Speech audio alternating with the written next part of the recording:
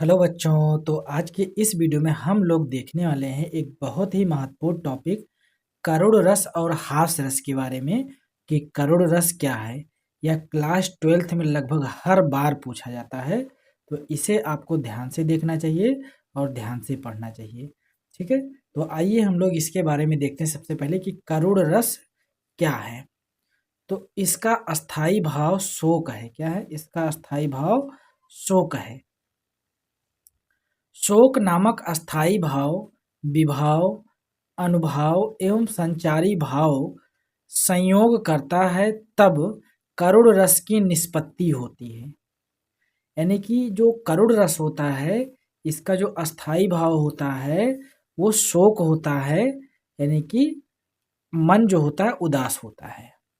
और शोक नामक अस्थाई भाव जब किसी विभाव, अनुभाव और संचारी भाव से मिलता है, मतलब संयोग करता है, तो करुड़ रस की निष्पत्ति होती है। करुड़ रस की निष्पत्ति होती है।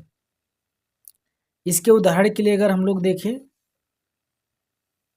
तो उदाहरण एक लिखा हुआ है, मणि खोए भुजंग सी जननी। मणि खोए भुजंग सी जननी, फंसा फटक रही थी शीश। फंसा पटक रही थी शीश, अंधी आज बनाकर, अंधी आज बनाकर मुझको, क्या न्याय किया तुमने जगदीश।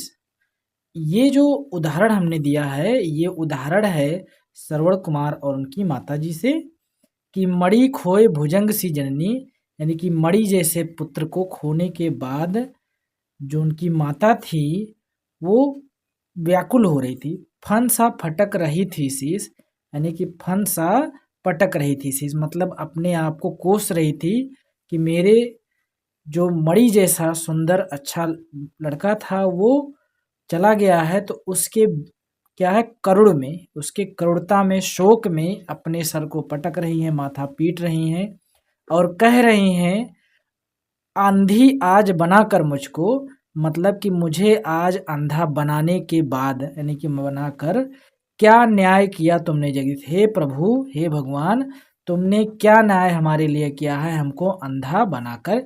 ये बात इस उदाहरण में बताया गया है। ठीक है, तो इसमें अगर हम लोग देखें तो इसमें दुख प्रकट हो रहा है। क्या हो रहा है? दुख। और दुख जिसमें प्रकट होता है उसका स्थायी भाव शोक होता है, और उसे हम लोग करुण रस कहते हैं। क्या कहते हैं? करुण रस कहते हैं। इसके बाद में आता है हास्य रस। क्या आता है? हास्य रस। ये दोनों आपको जरूर याद करके जाना है, आपका बोर्ड एग्जाम है, क्योंकि इन दोनों में से आपको एक 100% मिलेगा, कोई डाउट नहीं है। ठीक है, तो इसमें लिखा हुआ है हास्य रस में कि हास्य रस का स्थायी भाव हास्य होता है। हास्य रस का स्थायी भाव हास्य होता है। ठीक है, अब देखो, जब हास्य रस की बात आती है तो कहीं खुशी की बात आती है, और उसका जो स्थायी भाव होता है वो हास्य होता है। जब हास्य, यहाँ पर हमने हास्य लिख दिया, हास्य नहीं होगा, हास्य होगा।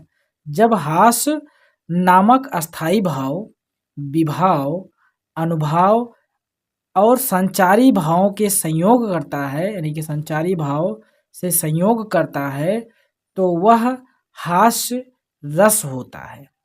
यानी कि जो खुशी का भाव होता है, हास्य जो होता है, वो जब विभाव, अनुभाव और संचारी भाव से मिलता है, जुड़ता है, तो वहाँ पर जो भाव उत्पन्न होता है वह, या वहाँ पर जो रस उत्पन्न होता है उसे हास्य रस कहते हैं।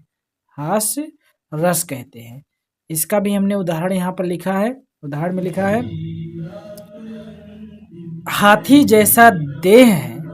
और दूसरी बात, यदि आप मेरे चैनल को सब्सक्राइब नहीं किए हैं तो सबसे पहले आप चैनल को सब्सक्राइब करें, और वीडियो को लाइक नहीं किए हैं तो सबसे पहले लाइक करें, और ये कमेंट जरूर करें कि आप कहाँ से वीडियो देख रहे हैं, आप कहाँ से वीडियो देख रहे हैं।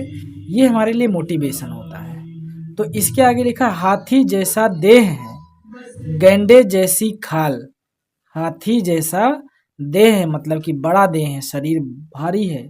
गैंडे जैसी खाल, मतलब मोटी खाल है। तरबूज जैसी, यहाँ पर तरबूज सी लिखना है, जय मत लिखना। तरबूज सी खोपड़ी, खरबूजे सा गाल। यानी कि तरबूज सी खोपड़ी, खरबूजे सी गाल। ये कह रहा है किसी व्यक्ति को देखकर कि हाथी जैसा तुम्हारा शरीर है, गैंडे जैसी खाल है, तरबूज जैसा बड़ा खोपड़ी है और खरबूज सा गाल है। तो इसमें जो रस उत्पन्न होता है वो हास्य होता है। हास्य रस जो होता है स्थायी भाव विभाव अनुभव से मिलकर हास्य रस बनाता है। तो ये हास्य रस का उदाहरण है। तो करुण रस का उदाहरण ये है, हास्य रस का उदाहरण ये है। तो आई होप आप लोगों को ये पूरा वीडियो समझ में आया है। यदि समझ में आ गया है तो छंद अलंकार अगले वीडियो में हम बनाएंगे, उसमें आप जरूर देखिएगा। और वीडियो को लाइक कर दीजिए, सब्सक्राइब कर दीजिए, कमेंट कर दीजिए कि आपको वीडियो कैसा लगा। अगले वीडियो में हम लोग छंद अलंकार के बारे में देखते हैं।